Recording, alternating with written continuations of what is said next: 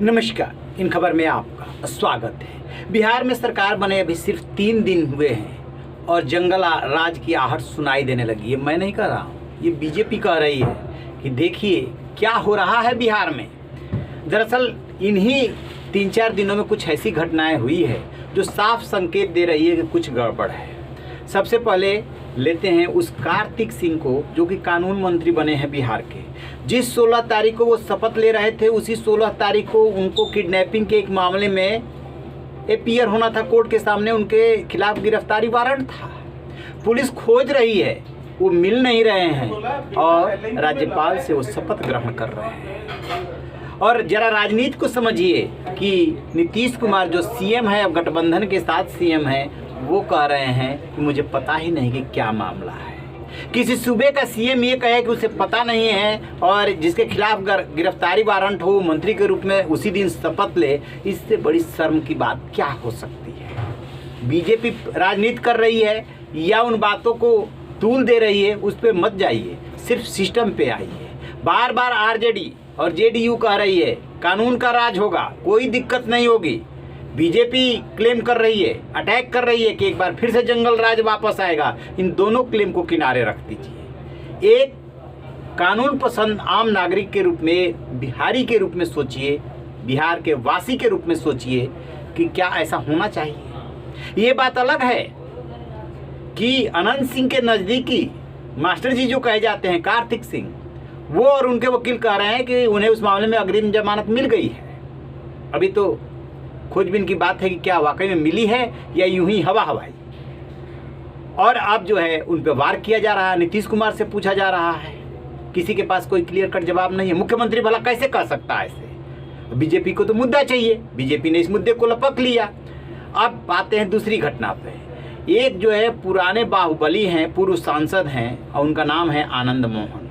गोपालगंज के डीएम मारे गए थे, आपको याद होगा। उस सड़क से जा रहे थे, भीड़ ने उन्हें मार डाला था। उस मामले में वो सहरसा जेल में है। 11 तारीख से 13 तारीख के बीच में सहरसा से निकल करके खगड़िया जो है सर्किट हाउस में रुकते हैं। उसके बाद वो आरजेडी के कार्यालय जाते हैं। उनका बेटा चेतन आनंद, वो जो है आरजेडी का विधायक है, उसके नाम पे सरकारी गेस्ट हाउस बुक कराया जाता है। इसके बाद वो आते हैं पटना, जहाँ की कोर्ट में उनको पेशी के लिए आना था, और पटना से वो चले जाते हैं अपने घर, पत्नी के साथ बैठे हुए हैं। 3 दिनों तक जेल में बंद एक आदमी खुली हवा में, खुली सड़कों पे सांस लेता रहा, घूमता रहा।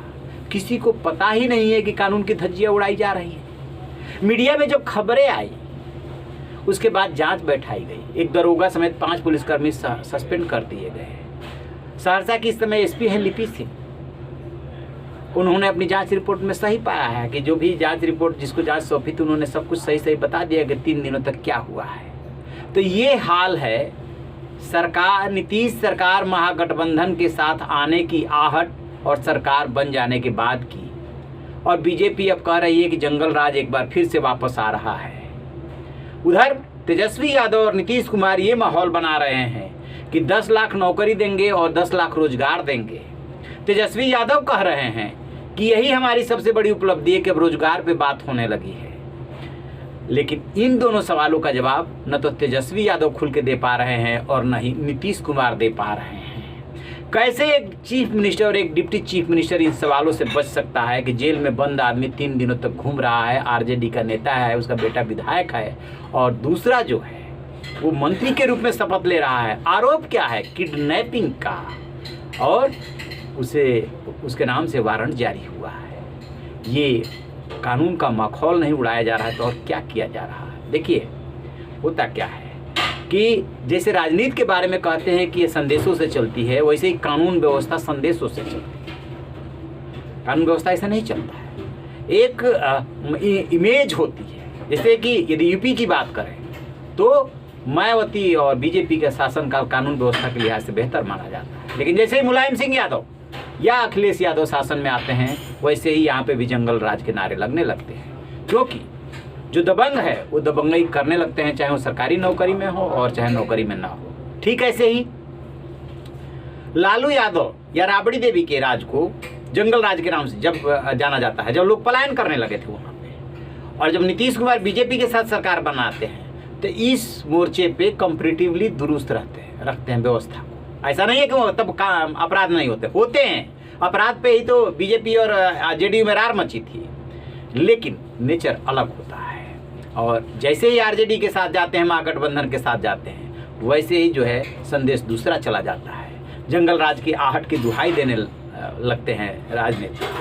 अब हकीकत तो ये दोनों घटनाएं हैं। इन दोनों घटनाओं पे कोई भी संवेदनशील नेता, कोई भी बिहार का रहने वाला आदमी क्या जवाब देगा, कैसे रिएक्ट करेगा? जरा सोचिएगा, कमेंट बॉक्स में जाके कमेंट जरूर कीजिएगा। राजनीति को किनारे रख दीजिएगा कि ये क्या हो रहा है। रहिए ना बेखबर, देखते रहिए इन खबर। Thank you.